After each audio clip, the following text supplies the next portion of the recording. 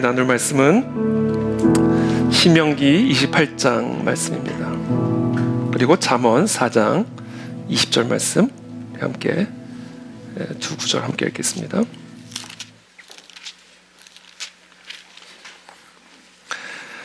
신명기 28장 1절부터 6절까지 우리 먼저 한번 한 절씩 교독하겠습니다. 저부터 읽겠습니다. 내가 내 하나님 여호와의 말씀을 삼가 듣고 내가 오늘 네게 명령하는 그의 모든 명령을 지켜 행하면 내 하나님 여호와께서 너를 세계 모든 민족 위에 뛰어나게 하실 것이라.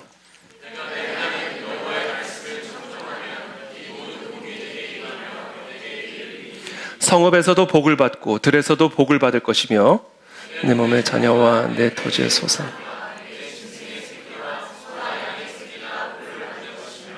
내 광주리와 떡반죽 그릇이 복을 받을 것이며 네가 들어와도 복을 받고 나가도 복을 받을 것이니라.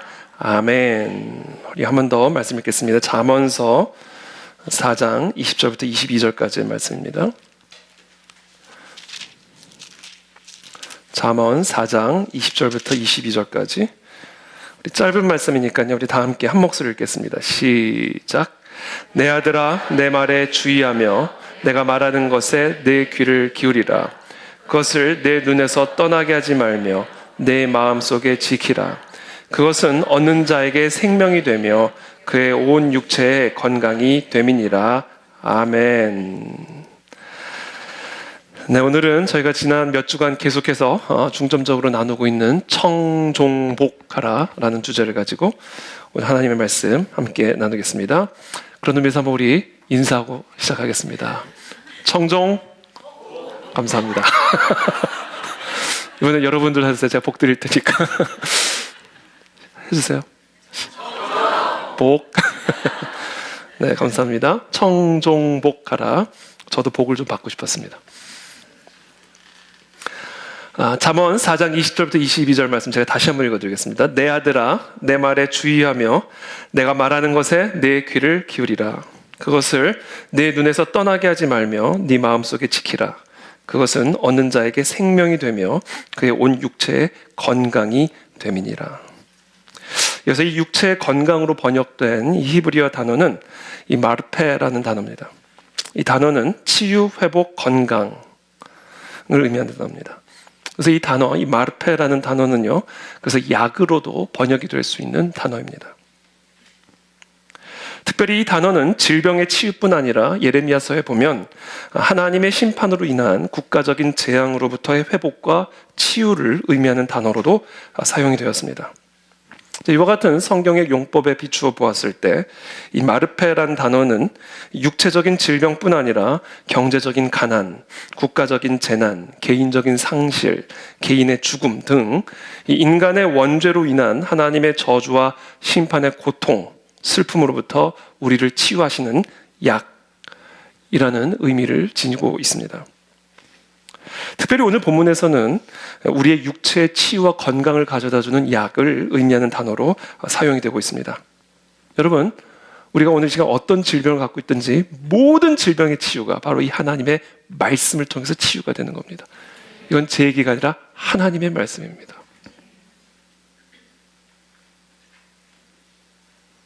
어떻게 해서 그것이 가능한지는 저도 모르겠어요.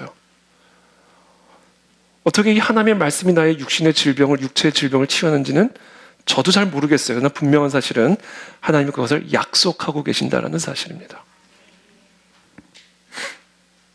그러므로 오늘 저와 여러분들은 이 말씀 앞에서 아주 순진한 결정을 내릴 것을, 아주 순진한 결단을 내릴 것을 요구받고 있습니다. 그것은 바로 하나님의 이 말씀을 나의 병을 고치는 약으로 복용할 것을, 결단할 것을 요구받고 있는 것이죠. 오늘 그것을 결단하시길 축복합니다. 이게 하나님의 약속이에요. 피부병으로 고생하고 계시는 분들 있습니까? 하나님의 말씀을 복용할 것을 결단하십시오. 암으로 고통받고 계십니까? 류마티스 관절염으로 고생하고 계십니까?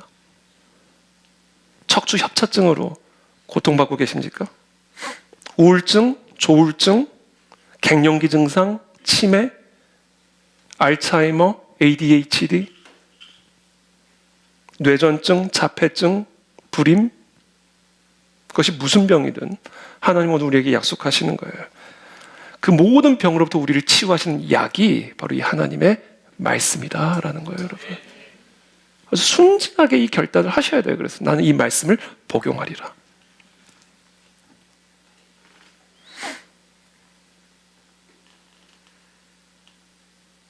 그런 의미에서 이 하나님의 말씀은 말 그대로 만병통치약입니다. 모든 병과 고통을 치유하는 약. 하나님의 말씀이에요, 여러분. 너무 복된 소식 아닙니까? 성경에서는 그와 같은 치유, 만병과 고통을 치유하는 그 치유를 일컬어 한마디로 복이라고 부르는 거예요. 복. 그 복을 가져다 주는 것이 바로 이 하나님의 말씀을 복용할 때다라는 거죠.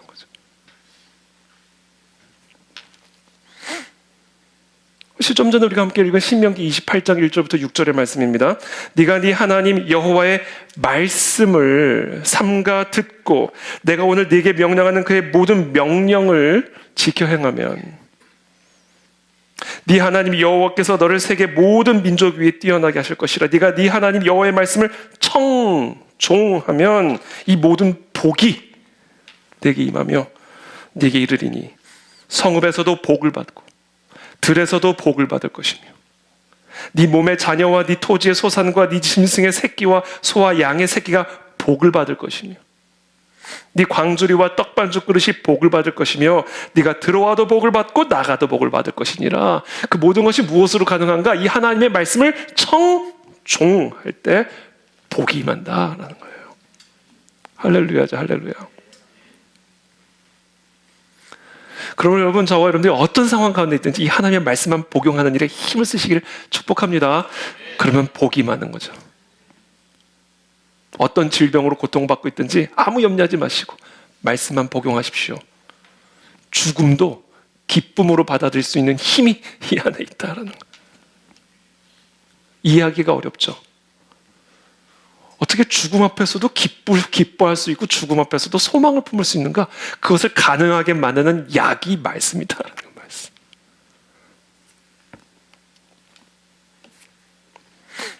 그런데 그 모든 약은요, 우리가 세상의 약도 마찬가지지만 그 약을 복용하는 법이 있습니다. 우리가 약국에 가서 약을 타오면 그 약봉지에 이 약을 복용하는 방법이 나와 있죠. 식후에 3번 또는 식사와 상관없이 하루에 1번 복용법이 있죠. 반드시 복용법이 있습니다. 약만 주는 법은 없어요. 환자가 약을 의사가 처방한 그 복용법대로 먹지 않으면 치유가 일어나지 않습니다. 오히려 병이 더 커질 수가 있습니다. 마찬가지로 하나님의 말씀을 하나님의 지시대로 하나님이 처방한 대로 복용법대로 복용하지 않으면 치유는 일어나지 않습니다. 오히려 병이 더해질 수가 있습니다. 하나님의 말씀을 너무 알아서 너무 아픈 사람들이 얼마나 많은데요.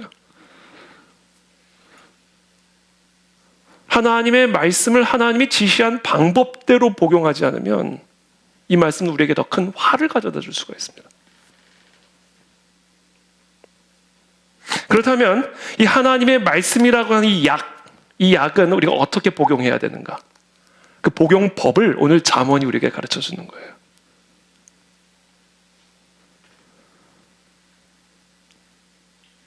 오늘 우리 잠언에서 우리는 하나님의 말씀을 복용하는 법, 하나님의 말씀을 청종하는 구체적인 방법을 배우게 됩니다.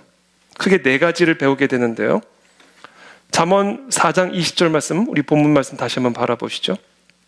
첫 번째, 내 아들아, 첫 번째 복용법, 내 말에 주의하며. 첫 번째입니다. 두 번째, 내가 말하는 것에 네 귀를 기울이라. 두 번째. 세 번째, 그것을 내 눈에서 떠나게 하지 말며. 마지막으로 4번째, 네 마음속에 지키라. 이 4가지 복용법대로 하나님의 이 말씀을 복용해야 이 말씀이 나에게 복을 가져다 준다라는 거예요. 이 네 가지 진리를 여러분 평생 천국 가는 그날까지 기억하시고 지키시기를 축복합니다. 그러면요 우리가 만병 통치를 체험할 수가 있게 되는 거예요. 그래서 오늘 제가 여러분들과 함께 하나, 둘, 셋, 네 가지 이 복용법을 차근차근 여러분들에게 설명을 드리고자 합니다. 첫 번째, 오늘 잠언이 우리에게 가르쳐주는 복용법. 내 아들아, 첫 번째, 내 말에 주의하라. 하나님의 말씀에 주의하시길 축복합니다. 전능하신 하나님이 우리에게 말씀을 하실 때 우리는 어떤 자세로 그 말씀을 들어야 할까요? 여러분, 전능하신 하나님이, 우리의 생사를 주관하신 하나님이 지금 우리에게 말씀을 하실 때 우리는 도대체 어떤 자세로 그 말씀을 들어야 할까요? 여러분들의 자세를 한번 점검해 보십시오. 아마 온 신경을 집중하여 그 말씀을 한 글자도 빠짐없이 귀담아 들어야 그게 마땅한 자세 아니겠습니까? 여러분, 오늘 우리가 이렇게 하나님을 찬양했잖아요. 위대하신 하나님을 찬양했잖아요. 그 하나님이 지금 말씀을 하신단 말이에요. 이제 병든 우리들에게, 고통 가운데 있는 우리들에게. 그러면 그런 우리들이 그 말씀을 어떻게 들어야 될까? 하나님은 오늘 우리에게 이 말씀을 듣는 법, 복용하는 법, 첫 번째로 가르쳐 주는 거예요. 모든 주의력을 집중해서 들어야 된다는 거예요. 여러분. 한 글자도 허투루 들으면 안 된다는 거예요. 존다는 건 그래서 상상할 수 없는 일이에요.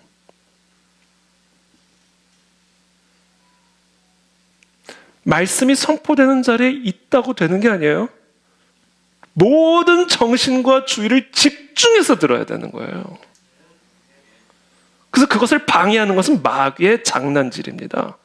대적해야 돼요. 자꾸 딴 생각하게 만드는 거, 졸게 만드는 거, 대충 듣게 만드는 거, 이거 다 귀신의 장난질입니다. 왜? 전능하신 하나님이 지금 말씀을 하고 계시는데, 만병통치약을 지금 선포하고 계시는데 그 자리에서 딴 생각하고 있고 졸고 있고 몸은 이 자리에 있는데 정신은 딴 곳에 가 있게 만든다? 마귀가 하는 짓이죠. 그것은.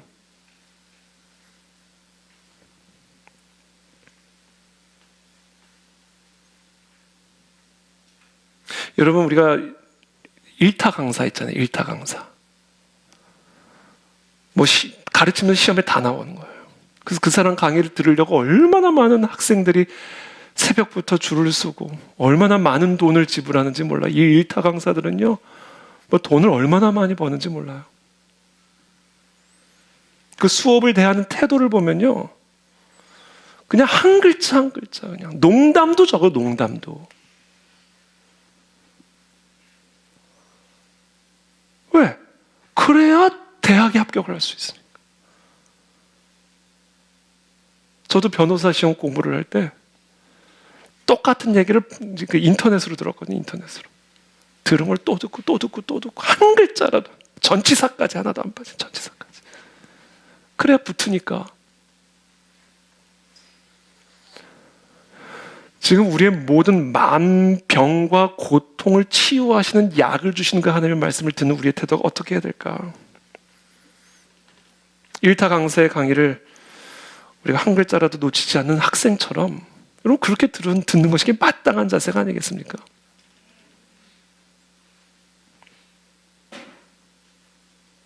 그래서 저는 예언할 수 있어요. 그 사람이 하나님의 말씀을 듣는 태도가 어떤지를 보면 저는 그 사람의 운명을 예언할 수가 있습니다. 정말이에요, 여러분. 학생의 학습 태도를 보면 그 학생의 당락을 예언할 수 있죠. 그건 뭐 어려운 일도 아니죠. 그렇잖아요. 시험 문제를 다 가르쳐 주는데 그때 졸고 있다? 결과 뻔한 거죠. 그건 뭐. 시험 문제 다 가르쳐 주는데 오락하고 있다. 결과 뻔한 거 아니에요? 그거는 뭐 예언이라고 하기도 너무 거창한 얘기지. 그건 자연의 원리고 상식인 거잖아요. 근데 저는 너무 감사한 게 우리 이제 외부에서 이렇게 강사님들 오셔서 주일 말씀하고 이렇게 설교하면요, 다 감탄을 해요. 감탄. 이 교회 성도들은 어떻게 이렇게 말씀을 그냥 어떻게 이렇게, 담임 목사님이 도대체 누구시냐고 저한테 자꾸 얘기해요. 성도님들 칭찬을 얼마나 하시는지 얼마나 제가 기분이 좋고 감사한지 모르겠어요.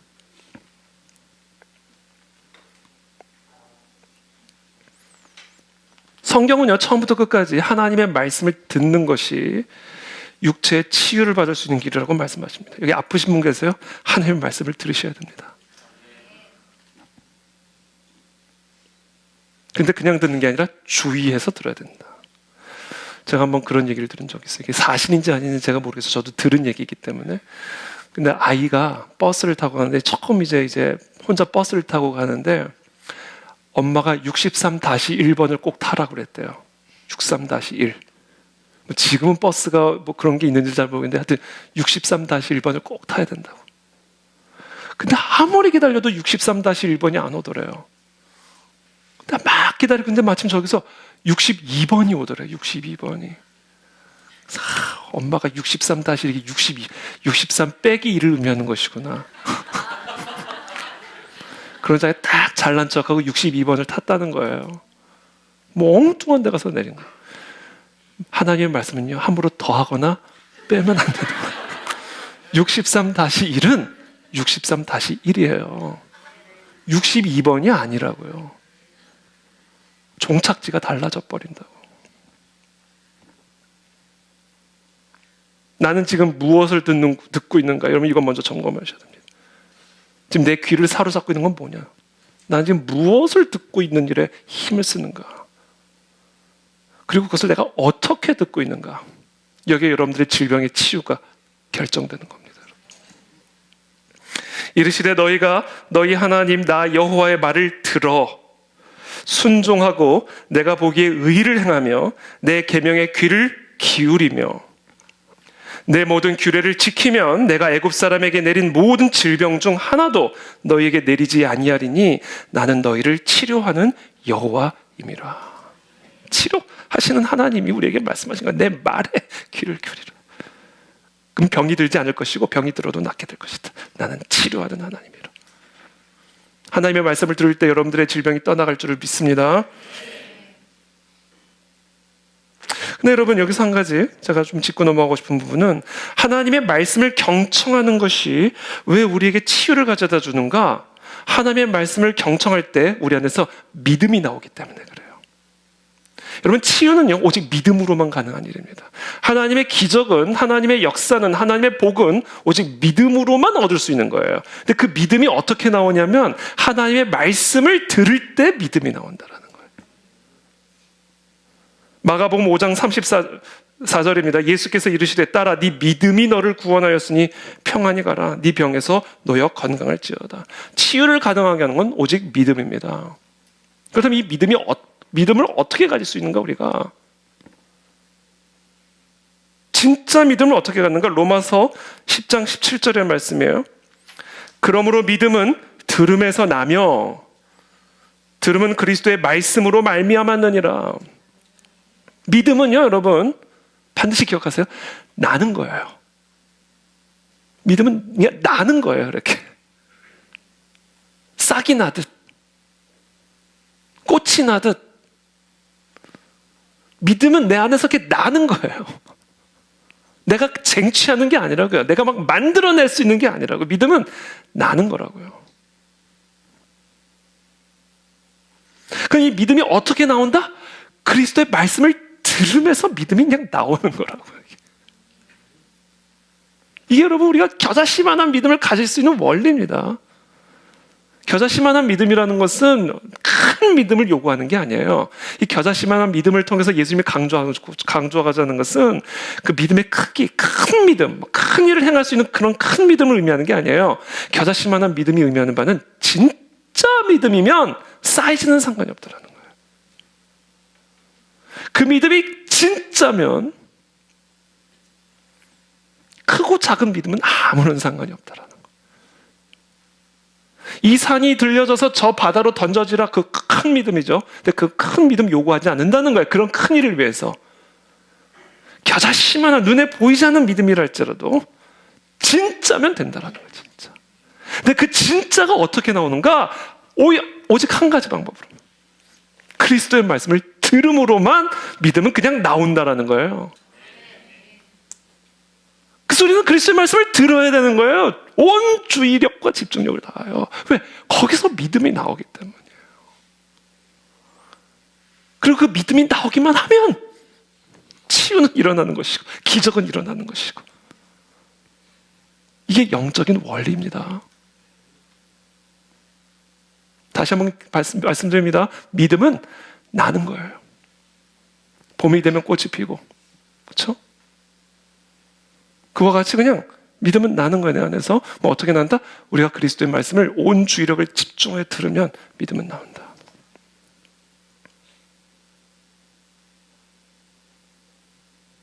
그래서 오늘 저와 여러분들이 점검해야 될 게 있어요. 하나님의 말씀을 읽을 때, 하나님의 말씀을 들을 때 우리는 주의를 집중해서 듣고 있는가? 우리의 손에 쥐어진 이 성경의 말씀을 통해서 성령의 음성을 들을 수 있을 만큼, 이 로고스의 말씀을 레마의 음성으로 들을 수 있을 만큼 우리는 그런 영적, 정신적 상태로까지 하나님의 말씀에 지금 몰입하고 있는가? 많은 사람들이 하나님의 말씀을 듣고는 있지만 그 말씀을 통해 들려오는 성령의 음성을 듣지는 못하고 있어요. 왜냐하면 그만큼 몰입하고 있지 않기 때문이에요. 몰입해보세요. 하나님의 음성이 들려지죠. 저는 요새 성경 통독이 얼마나 저는 감사한지. 너무 좋아요, 여러분. 너무 좋아요. 그냥 성경을 쭉 읽으면서요, 레마의 음성이 제 안에 들려져 오는 게, 거기서부터 믿음이 나오는 거예요, 여러분. 그래서 믿음은요, 너무 쉬워요. 애쓸 필요 하나도 없어요. 내 안에 믿음 없다고 염려할 거 하나도 없어요. 들으면 나오는 거예요. 몰입해서 들으면 나와요, 그냥. 집중해서 읽으면 그냥 나온다고요, 그냥 나온다. 믿음처럼 쉬운 게 없어요. 그냥 믿음은 나오기 때문에 믿음처럼 쉬운 게 없어요. 그래서 하나님이 오늘 말씀하시는 거예요. 믿으려고 하지 말고 주의력을 탁 해서 들어라. 믿음 없다고 한탄하지 말고 모든 집중력을 다하여 하나님의 말씀에 몰입해라. 거기서 믿음은 나오는 것이다. 거기서부터 치유가 가능해지는 것이다. 두 번째, 하나님의 약을 복용할 때 우리가 지켜야 할 두 번째 지침이 있습니다. 내 귀를 기울이라. 여러분, 귀 움직이는 사람 보셨어요? 귀를 막 이렇게 기울일 수 있어요, 여러분? 저 지금 막 시도하고 있거든요.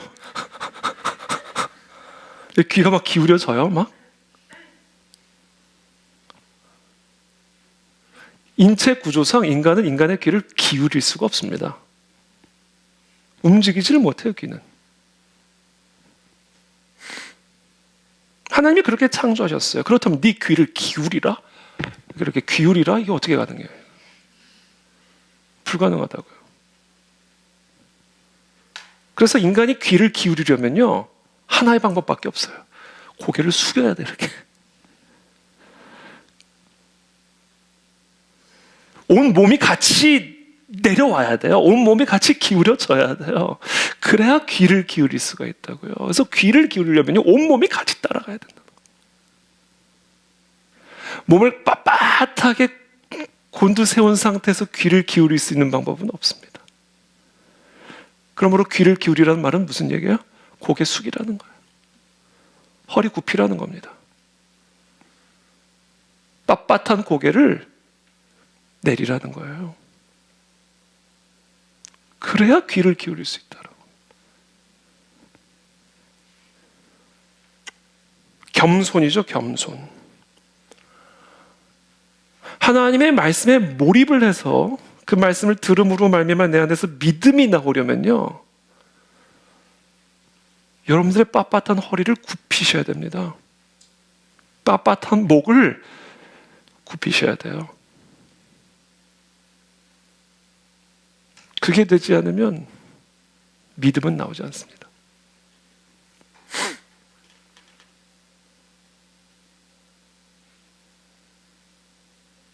너무나 많은 사람들이 하나님의 말씀을 듣는 태도가 잘못되어 있어요. 이 말씀을 대하는 태도가 잘못되어 있다고요.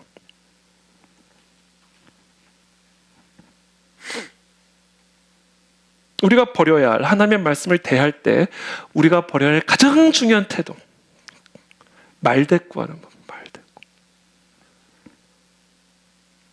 특히 이 말대꾸하는 버릇은요, 어렸을 때 싹을 그냥 완전히 진멸시켜 버려야 됩니다.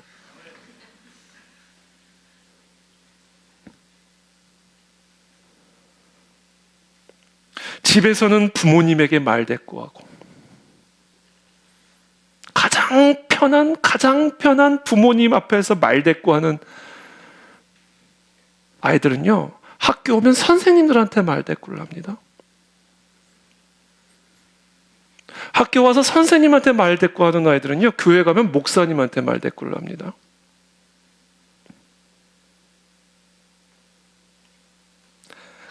그런 사람들은요, 100%, 제가 가로 열고 여기다 원관 100만%라고 그랬어요. 100% 하나님에게 말대꾸하는 사람으로 성장합니다. 아니, 사람에게 말대꾸하는, 이게 훈련되지 않으면, 이 말대꾸의 싹이 그냥 어렸을 때부터 진멸당하지 않으면요, 무조건 하나님에게는 말대꾸하는 사람이 돼요.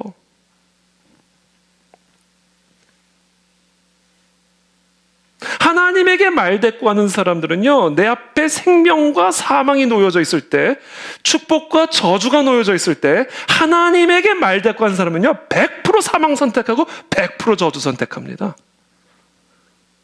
100%예요, 그럼 100%.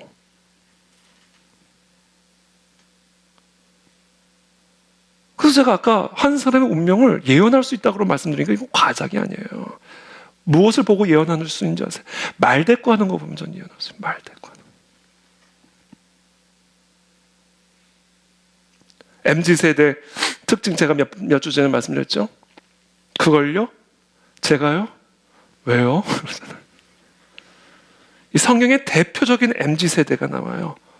모세. 그걸요? 제가요? 어떻게요? 또 다른 사람 나오죠? 요나. 그걸요? 제가요? 왜요?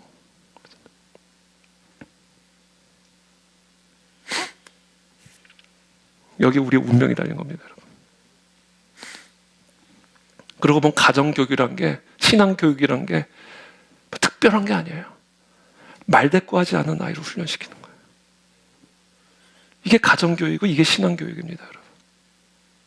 말대꾸는요, 씨를 말려버려야 돼요. 사람들이 갖고 있는 이 하나님의 말씀을 대하는 태도는 되게 성장 배경의 영향을 받습니다. 사람들은 대부분 과거에 어떤 교파, 어떤 교단에 속해 있었거나 또는 특별한 어떤 특정한 가정 환경 속에서 성장을 하게 되죠. 그와 같은 성장 과정 속에서 우리는 권위를 경험하게 됩니다. 어떤 권위자를 경험하게 됩니다. 그리고 우리는 그런 성장 과정을 통해서 그런 권위나 권위자에 대한 어떤 편견이나 선입관을 갖기 시작하게 됩니다. 다행히 좋은 권위 또는 좋은 권위자 밑에서 성장한 경우에는 상대적으로 하나님의 말씀에 대한 올바른 태도를 상대적으로 갖기가 쉬울 수 있어요. 항상 그런 건 아닙니다만. 그러나 억압적이거나 폭력적인 권위 밑에서 성장한 경험을 갖고 있는 사람, 또는 억압적이거나 폭력적이지는 않았지만 매우 무능한 권위 밑에서 성장한 경험을 갖고 있는 사람의 경우에는 기본적으로 권위에 대한 저항감이 있습니다. 저 무능한 권위로 내 인생을 어떻게 하려고? 저 폭력적인 권위 피하는 게 상책이다. 그렇죠? 교회에서든 가정에서든 우리는 성장하는 과정에서 특정한 학교에서든 특정한 권위와 특정한 권위자를 경험하면서 이 권위와 권위자에 대한 나름대로의 편견과 선입관을 갖게 돼요. 누구나. 모든 사람들이.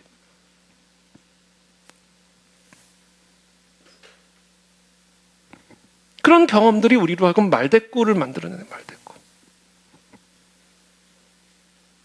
기본적인 권위에 대한 불신인 거죠.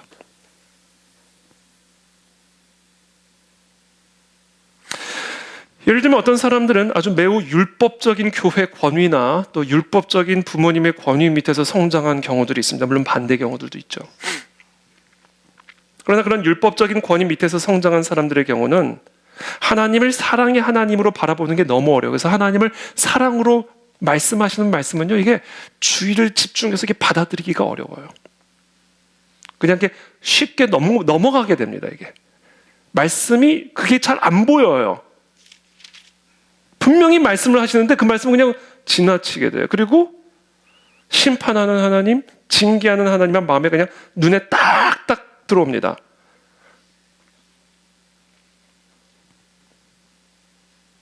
반면에 너무 허술한 권위 밑에서 성장한 경우에는 하나님의 사랑, 하나님의 은혜만 보여요. 하나님의 심판, 하나님의 징계는 읽으면서도 안 들어와요. 우리가 갖고 있는 권위에 대한 경험 때문에 그렇습니다. 어떤 사람들은 기적의 시대는 초대교회를 끝으로 종식되었다라고 가르치는 교회에서 성장했어요. 그런 사람들은 하나님의 약속이 기적을 약속할 경우에 그냥 지나갑니다. 옛날 얘기. 안 들어온다고요, 안 들어. 주의를 다해서 그 말씀을 몰입할 수가 없다고요. 내가 배운 권위, 내가 있었던 그 권위 밑에서 배운 지식 때문에 이게 몰입의 정도가 이게 달라진다고요.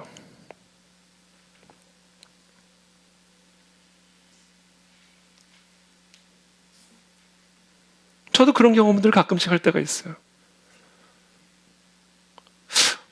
어떤 말씀은 제 안에 들어오지를 않아요, 이게.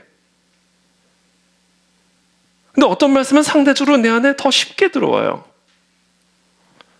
그런 경우에 하나님이 제게 가르쳐 주시는 거예요. 태희야, 누가 선생님이냐? 너는 배우는 자의 자리에서 하나님이 말씀하신 그대로를 받아들이는 훈련을 해야 된다. 그 얘기를 하시는 거예요. 제가 이렇게 여기서 설교를 할 때도 여러분들의 마음에 이렇게 탁 와닿는 말씀들이 있을 수 있고, 그날은 이렇게 다 튕겨져 나가는 말씀들이 있을 수 있고, 심지어 때로는 막 불쾌한 말씀들이 있을 수도 있어요.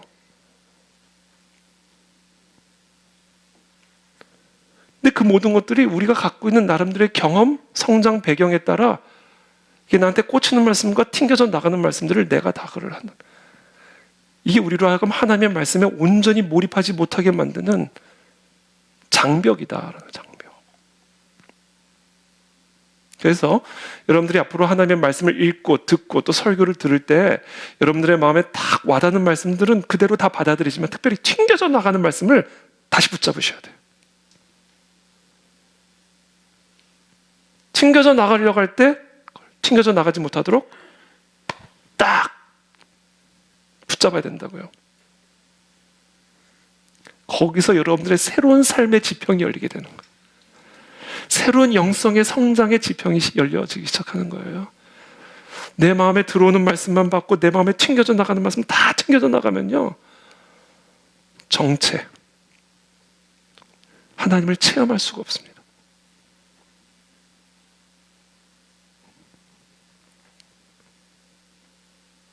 그래서 제가 추구하는 설교는요, 이런 표현이 적합한 표현인지 모르지만 일종의 난사형 설교예요. 막 그냥 다 그냥 막 두두두두두두 받아들이든 말든 진리를 난사하는 형이에요, 제 설교는. 진리 난사형 설교. 제가 만든 단어입니다. 이게 받아들이기 편한 설교든 아니든 I don't care. 받는 사람의 몫이다. 받는 사람. 진리니까.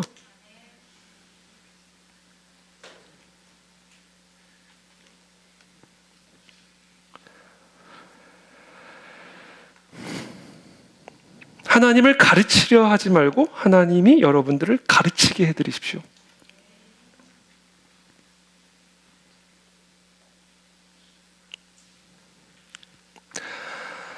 세 번째, 하나님의 말씀을 복용하는 법. 내 말을 네 눈에서 떠나게 하지 말라.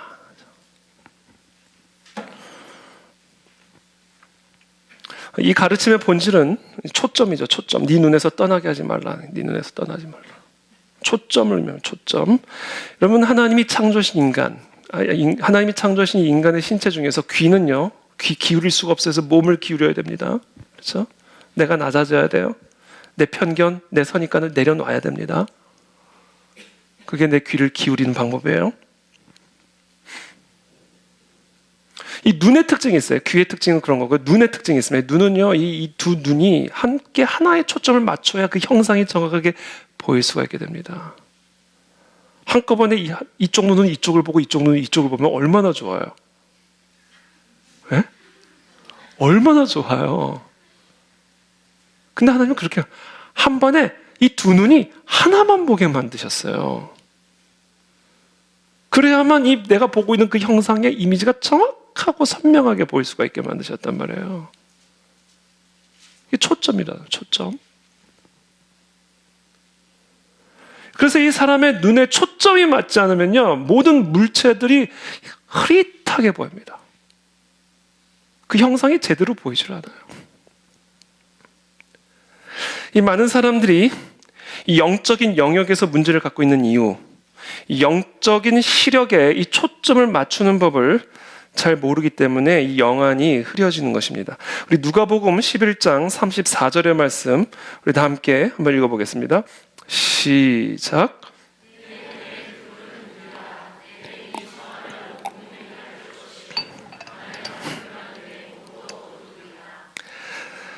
네 몸의 등불은 눈이라. 네 눈이 성하면 온 몸이 밝을 것이요, 만일 나쁘면 네 몸도 어두우리라. 여기서 성하면, 이 눈이 성하면 온 몸이 밝을 것이다.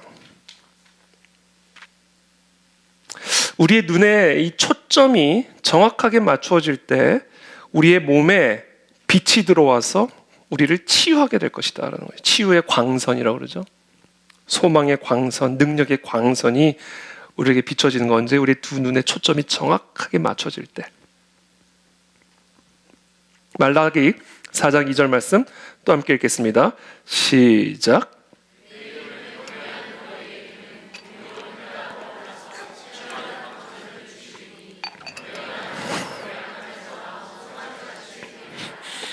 아멘.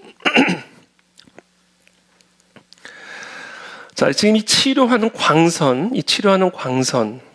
이게 바로 우리의 이 성한 눈, 예수님의 말씀대로 하면 성한 눈을 갖는 데 달려있다.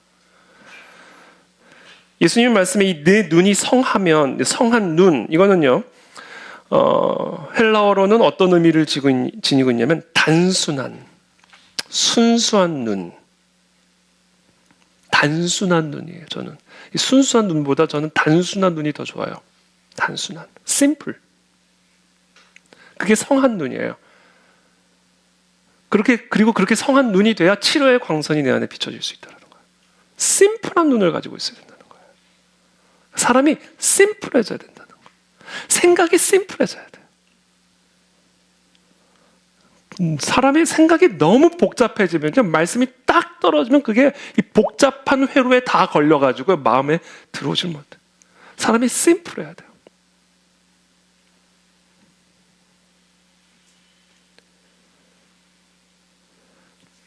우리가 이 심플한 눈을 갖지 못하게 만드는 가장 큰 방해가 되는 것들이 뭐냐면요, 지나치게 철학적인 사고를 너무 지나치게, 사람이 복잡해집니다.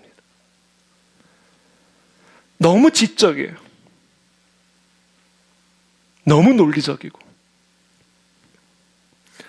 그래서 자기 합리화와 궤변으로 무장이 되어 있으면요, 사람이 복잡해집니다. 심플해지지가 않아요. 그런 사람들에게는 이 치료의 광선이 뚫고 들어가지를 못해요. 복잡하면. 사람이 심플해야 들어가는데, 빛이.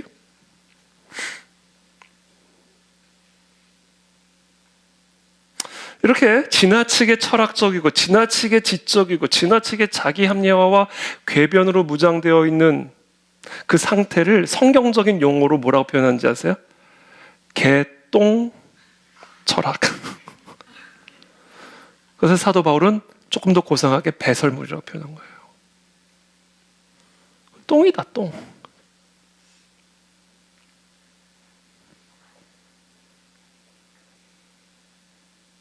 사람들이 이렇게 고집하는 그 개똥 철학이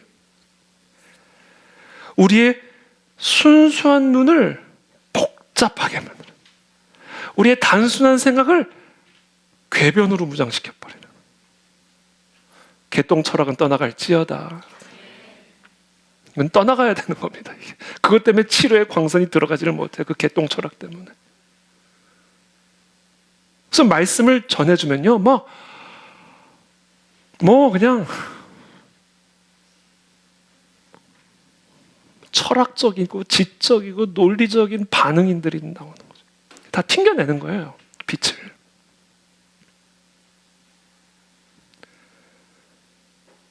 그래서 우리에게 필요한 게 있어요. 이 치료의 광선이 우리에게 들어오기 위해서 우리의 단순한 영안, 단순한 영혼을 갖고 이 치료의 광선이 이 말씀을 통해서 내 안에 온전히 들어와 내 온몸을 밝힐 수 있게 하기 위해서 우리에게 반드시 필요한 게 있는데, 그게 뭐냐면요, 저는 이거 진짜 중요하다고 생각해요. 이거는 아까 개똥 철학이라고 그랬잖아요. 이건 상반되는 거예요. 이건 뭐예요? 단순 무식. 저 이거 지금 농담하는 거 아니에요. 단순 무식해져야 돼요, 말씀 앞에서. 이게 되지 않은 한 말씀의 빛은 내 안에 들어와 내 몸을 밝힐 수가 없습니다.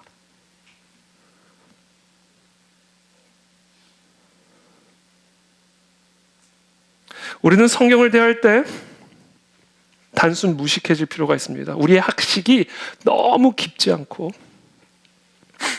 지나치게 많은 이론으로 무장되어 있지 않고 숱한 신학자들의 학설을 인용할 줄 모른다면 우리는 그만큼 우리의 온몸이 치유의 광선으로 밝혀질 가능성이 높아집니다.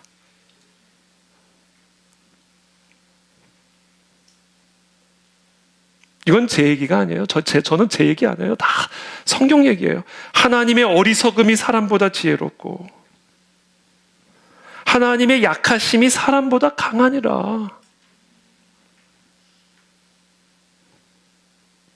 사람의 지혜가 하나님의 어리석음을 가로막고 있기 때문에 치료가 안 되는 거예요. 사람의 강함이 하나님의 약함을 억누르고 있으니까 치료의 광선이 내 몸을, 내 삶을 밝히지를 못하는 겁니다. 사람의 지혜가 하나님의 어리석음을 막 억누르고 있으니까, 사람의 강함이 하나님의 강함을 억누르고 있으니까 하나님의 그 어리석음이 내 삶에서 빛을 발하지를 못하는 거예요. 우리가 너무 잘났고 너무 똑똑해서 그래요.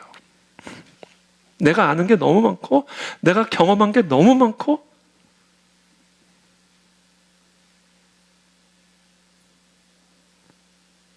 그러니까 빛이 그냥 다 차단되는 거예요.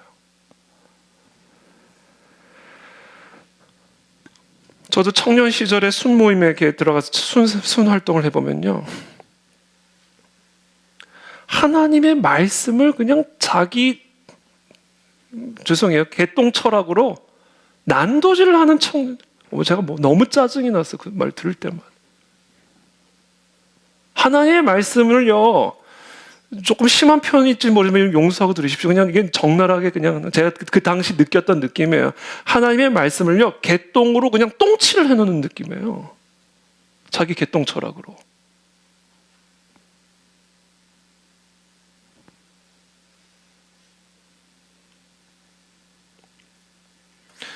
우리는 하나님의 말씀 앞에서 너무 잘난 척을 하고 있습니다. 그래서 교회 안에서 자기가 아는 것 자랑하고, 두 번째, 자기가 가진 것 자랑하고, 세 번째, 자기가 이룬 것 자랑하는 사람은요, 경계 대상 제1호입니다. 왜냐하면 그런 사람들 때문에 인간의 지혜보다 강한 하나님의 어리석음이 도무지 길을 피실 수가 없고,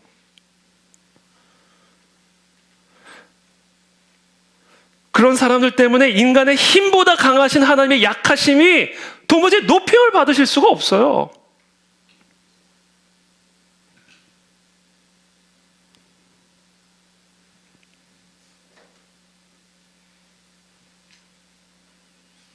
우리는 이 하나님의 전지하신 지혜와 하나님의 이 전능하신 능력이 우리의 온몸을 밝힐 수 있도록 지혜로운 우리가 보기에 아주 어리석고 강한 우리가 보기에 너무 연약해 보이는 그 말씀을 향해 우리의 모든 눈을 향하게 해야 됩니다. 이게 초점이에요. 이게 초점. 지금 우리 눈이 어디에 초점을 맞추고 있냐? 인간의 지혜? 인간의 능력? 거기에 우리의 눈의 초점이 맞춰져 있으면 이 교회 안에서는, 이 사회 안에서는 하나님의 지혜와 능력은 그 힘을 발휘할 수가 없습니다.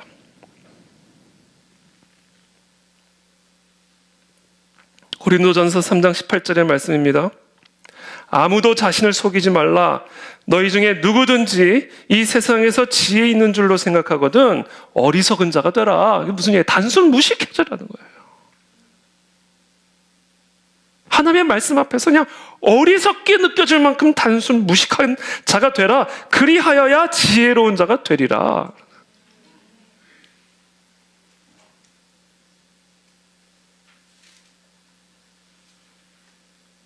그래서 제가 만들어 놓은 또 단어, 저는 저와 여러분들이 이제 뭐를 가져야 되는가? 거룩한 백치미를 가져야 된다. 거룩한 백치미가 우리에게 필요합니다. 그때 하나님의 치유의 광선이 우리를 비춘다. 백치, 딴 거 아니야. 단순. 하나님의 말씀 앞에서 단순한 미, 이 거룩한 백치미. 여러분, 그런 사람들이 세상 바꾸고요, 그런 사람들이 세상 구원합니다. 말씀 앞에서 우리 그 찬양, 이따가 또 그 찬양 한번 더 좀. 네? 아, 그래요? 역시 우린 통해요. 마지막으로 네 번째입니다. 내 말을 네 마음속에 지키라. 입니다. 누가복음 8장 15절의 말씀 또 한 번 다 같이 읽겠습니다. 시작.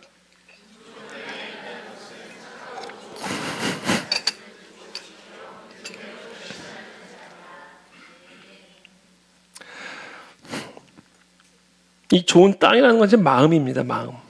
말씀이요, 이 귀의 문을 통과하고 눈의 문을 통과해서 이 마음에 딱 착상이 돼야 열매를 맺게 되는 거예요. 근데 이게 귀의 문에서 또 걸리고 눈의 문에서 걸려가지고요, 이 말씀이 도무지 내 마음에 착상이 안 돼요. 그래서 이 말씀이 내 삶에 빛을 밝힐 수가 없는 거예요. 그래서 지금 제가 지금까지 말씀드린 게 어떻게 하면 이 귀의 관문을 통과할 것인가? 어떻게 하면 이 눈의 관문을 통과할 것인가? 그걸 말씀드린 거예요. 주의력을 집중해서 듣는데, 그래서 이 말씀이 주의력을 집중해서 그 말씀에 몰입해서 그 말씀이 어떻게든지 내 마음에 딱 착상이 되게 해야 되는데, 거기에 방해되는 게 두 가지예요. 귀와 눈.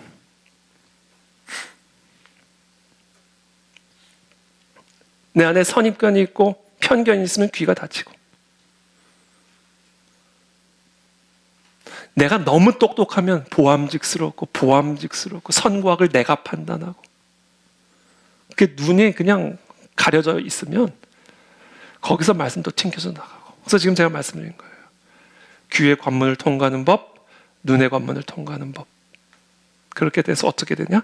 이 말씀이 이 관문을 통과해서 이 장애물과 방해물들을 어떻게든 통과하게끔 만들어서 내 마음에 딱 착상이 되게 만들어요.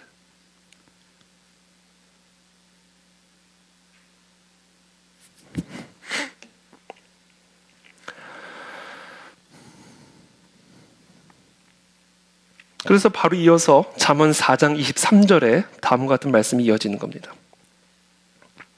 함께 읽겠습니다. 시작. 모든 지킬 만한 것 중에 더욱 내 마음을 지키라. 생명의 근원이 이에서 남이니라. 아멘. 그렇죠? 마음을 지키라. 그래서 무슨 얘기냐면 마음으로 말씀을 지켜야 된다는 거예요. 빼앗기지 아니하도록.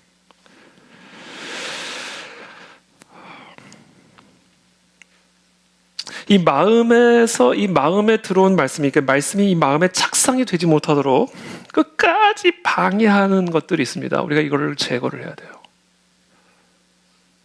귀의 관문을 통과하고 눈의 관문을 통과하여 하나님의 말씀이 내 마음에 착상이 되기까지 끊임없이 거기서 방해하고 차단하고 이 말씀의 생기를 죽이려고 노력하는 다양한 요소들이 있습니다. 우리가 이걸 알아야 돼요. 예수님이 그것을 이 좋은 밭의 그 씨의 비유를 통해서 우리에게 설명해 주시는 거예요. 씨를 뿌리는 자가 그 씨를 뿌리러 나가서 씨를 뿌리는데 어떤 씨는 길가에 떨어지고 그랬더니 공중의 새들이 다 그냥 먹어버리고 마음에 착상이 안 되는 거예요. 또 어떤 씨는 바위 위에 떨어졌어요. 습기가 없으니까 금방 말라버리고 또 어떤 씨는 가시떨기 속에 떨어져서 가시와 함께 자라다가 그 가시가 그 기운을 막아서 죽어버리고 그 말씀이 마음에 땅에 착상이 안 되고 결국 좋은 땅에 떨어진 씨만이 땅에 정확하게 착상이 돼가지고 100배의 결실을 맺었다. 그러면서 말씀하신 거예요. 들을 귀 있는 자는 들을지어다. 귀가 있다고 다 되는 게 아니라는 거예요. 결국 모든 건 마음에서 결정이 된다는 거예요. 귀로 듣는 게 아니라는 거예요. 마음으로 듣는 거라는 겁니다. 근데 이 마음으로까지 말씀이 들어가는데 방해하는 요소들이 있으니까 그것을 철저하게 차단하고 이겨내고 극복해야 그래야 하나님의 말씀 안에 우리가 온전하게 몰입하여 그 말씀을 듣고 믿음이 나와 치유가 가능해진다는 거예요. 복이 가능해진다라는 거예요. 저절로 되는 건 하나도 없습니다, 여러분. 누가복음 8장 12절부터 15절까지의 말씀이에요. 길가에 있다는 것은 말씀을 들은 자니 다 말씀을 들었어요. 그 들음으로는 안 된다. 왜? 마귀가 가서 그들이 믿어 구원을 얻지 못하게 하려고 말씀을 그 마음에서 빼앗는 것이야. 첫 번째 요소가 있어. 마귀가 있어. 마귀. 이 마귀를 대적해야 돼요. 하나님의 말씀을 듣고도 그 말씀이 내 마음으로까지 착상이 되지 못하도록 중간에 끊임없이 차단하고 뺏고 방해하는 이 마귀라는 존재를 여러분들이 인지를 하셔야 됩니다. 그래서 제가 아까 서두에 말씀드린 거예요. 하나님의 말씀을 들을 때, 읽을 때 딴 생각하고 졸고 딴짓하고 이게 바로 지금 말씀을 듣는데 그 말씀을 마귀가 다 공중에서 뺏어 가버리는 거예요. 그러니까 그 말씀이 내 마음에 착상이 안 되니까 아무 일도 안 일어나는 거예요. 아무 일도. 이거는 대적해야 되는 거예요. 대적. 마귀의 역사입니다. 마귀의 역사.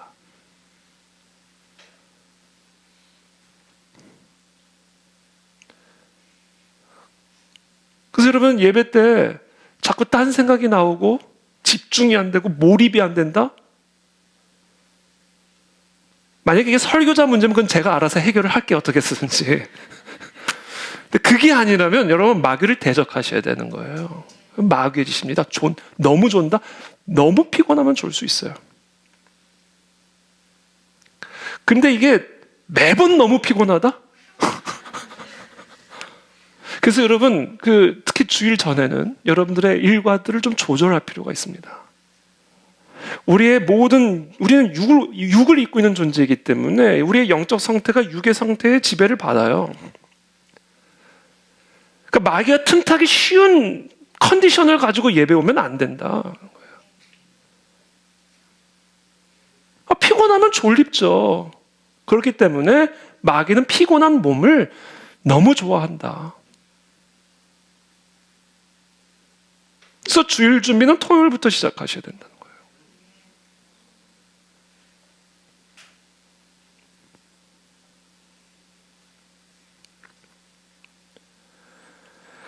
바위 위에 있다는 것은 말씀을 들을 때 기쁨으로 받으나 뿌리가 없어 잠깐 믿다가 시련을 당할 때 배반하는 자야. 자, 말씀이 우리의 마음에 착상이 되지 못하도록 방해하는 게 있어요. 막 말씀을 들을 때 너무 기뻐. 너무 기뻐. 막 기쁨이 막 샘솟아. 근데 시련이 오는 순간 말씀을 뱉어버려요. 그 말씀이 나에게 시련을 주는 순간 뱉어버려요. 그 말씀을 들을 때는 너무 좋은데 그 들은 말씀, 나에게 기쁨을 줬던 말씀이 어느 순간 나에게 고통을 주고 나에게 뭐 희생을 요구를 하고 그 말씀이 나의 헌신을 요구하면 뱉어버리는 거예요. 시련. 이게 두 번째, 이 하나님의 말씀이 내 마음에 착상되지 못하게 만드는 요소입니다. 그래서 우리가 이 말씀으로 인한 시련을 뚫고 나가야 된다. 그래야 말씀이 마음에 딱 착상이 돼가지고 생명의 열매를 맺을 수가 있다는 거예요. 그게 제가 지난 주일에 말씀드린 향이 옥합을 깨라는 거예요.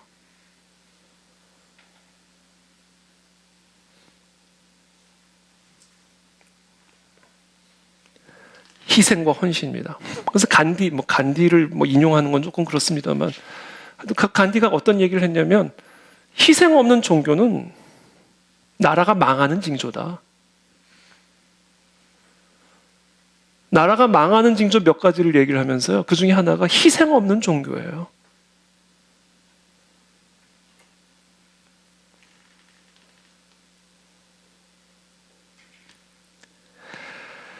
가시떨기에 떨어졌다는 것은 말씀을 들은 자이나 지내는 중 이생의 염려와 재물과 향락의 기운이 막혀서 결심합니다.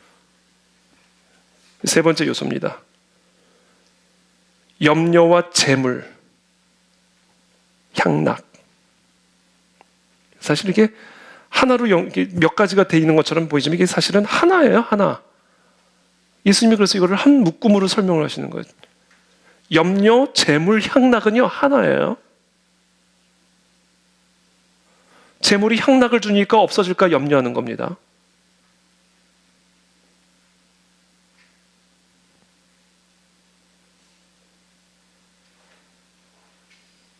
그래서 가장 본질은 그래서 향락이 향락. 향락을 위해 재물이 필요한 것이고 그래서 재물이 없어질까 봐 염려하고 이게 말씀이 내 마음에 착상이 되지 못하도록 끊어내는 세 번째 요소입니다.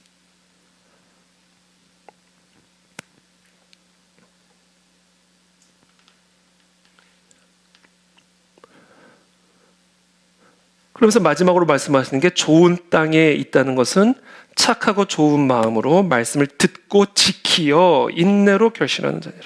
그러니까 좋은 마음이라는 건 결국 이거예요. 말씀을 들은 다음에요 마음으로 지켜서 인내하는 거예요.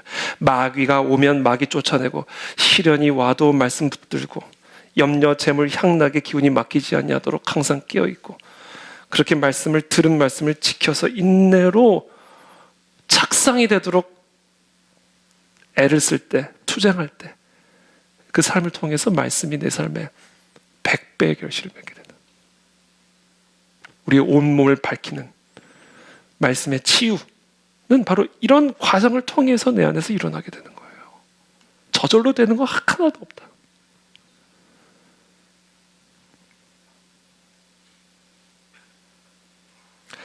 마지막으로 이 말씀이 이런 과정들을 통해서 귀의 관문, 눈의 관문 그 과정에서 끊임없이 이 말씀이 마음에 착상되는 그 과정에까지 끊임없이 방해하고 이 말씀을 죽이려 드는 이 모든 세력들을 끝까지 떨쳐내고 투쟁하여 말씀이 안전하게 마음에 착상이 되면 어떤 일들이 일어나게 되는가? 그것을 히브리서 4장 12절에서 우리에게 말씀합니다. 다 함께 읽어보겠습니다. 시작.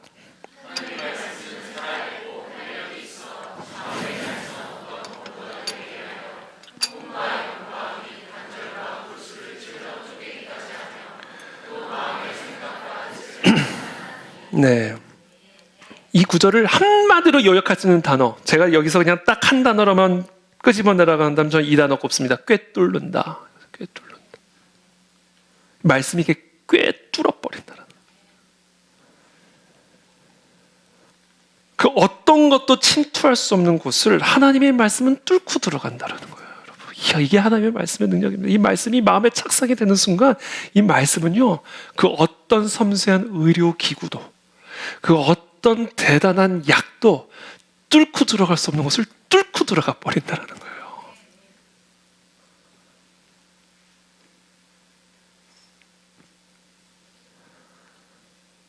그래서 이 말씀이 만병통치약이 되는 겁니다, 여러분.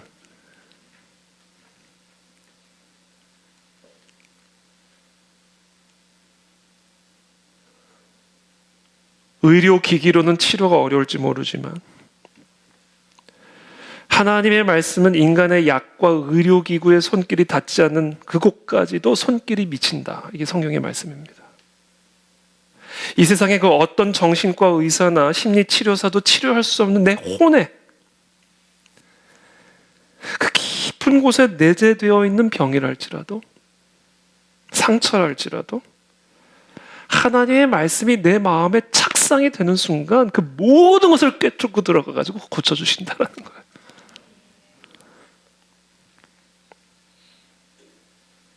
그러므로 여러분, 여기에 생명을 거시기를 축복합니다. 제가 오늘 여러분들에게 말씀드린 이 일에 여러분들의 전심과 전력을 거십시오.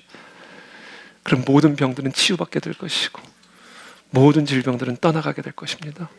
이 하나님의 약속이에요. 결국은 이거예요. 제가 오늘 긴 이야기를 했지만 오늘 하나님의 말씀 복용법은 하나예요. 그냥 있는 그대로 받아들이라는 거예요. 그냥 말씀을 글자 한 글자 한 글자 허투루 읽지 말고 그 모든 말씀을 그냥 있는 그대로 아멘으로 받아들이시라는 거예요. 지금 여러분들이 하시는 것처럼. 그래서 여러분들 우리가 습관을 들여야 돼요. 모든 말씀이든지 아멘 해야 돼. 아멘 해야 돼. 계속 아멘 해야 돼요. 이 아멘을 통해서 이 말씀이 마음에 착상이 되게 하는 거예요. 조금 그런데 그래도 아멘 하는 거예요. 아멘. 조금 짜증 나는데 그래도 아멘 하는 거예요. 그래서 말씀이 자꾸 딱딱 달라붙게 만들어야 돼요. 이게 아멘이에요, 아멘. 이 훈련을 하셔야 됩니다, 아멘. 제가 나중에 이 마음의 고백에 대해서 제가 한번 설교를 할게요. 이 마음의 진정한 고백이 이게 얼마나 중요한 건지. 이 모든 게 마음에서 나온다고 그러잖아요. 그래서 이 마음의 진실된 고백이요, 이게 너무너무 중요한 거예요. 그래서 이 아멘, 이 말 하나가 아무것도 아닌 것처럼 느껴지지만 여러분들이 이 마음의 진정한 아멘의 고백이요, 말씀을 내 마음에 딱딱 달라붙게 만드는 힘을 갖고 있는 거예요, 여러분.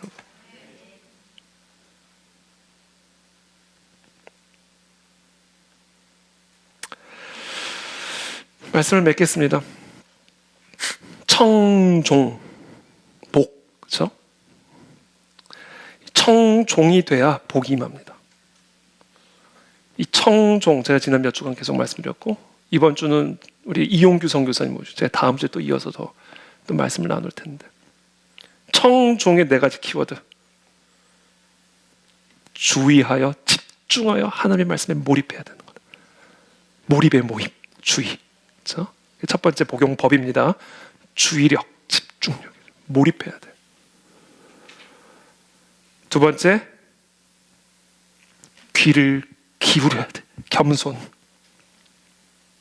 모든 편견의 장벽들을 끊어내고 파괴하고 하나님의 말씀을 겸손하게 귀를 기울여서 들어야 된다. 겸손. 첫 번째 몰입, 두 번째 몰입을 가능하게 하는 겸손, 세 번째가 뭐였죠? 저도 알고 있어요. 저도. 내 눈에서 떠나요.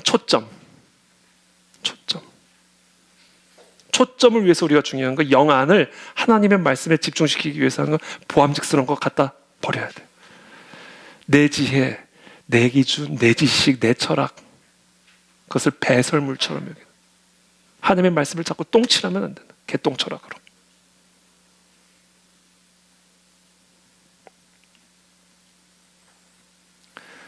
그렇게 하여 이 말씀이 내 마음에 착상, 4번째 키워드, 착상. 그래서 오늘 여러분, 청종의 4가지 키워드: 몰입, 겸손, 초점, 착상. 이 네 가지 키워드를 여러분은 평생 마음에 새기시고 하나님의 말씀을 청종하여 복을 받는 우리 모두가 되시기를 예수님의 이름으로 축복합니다. 아멘. 함께 기도하겠습니다.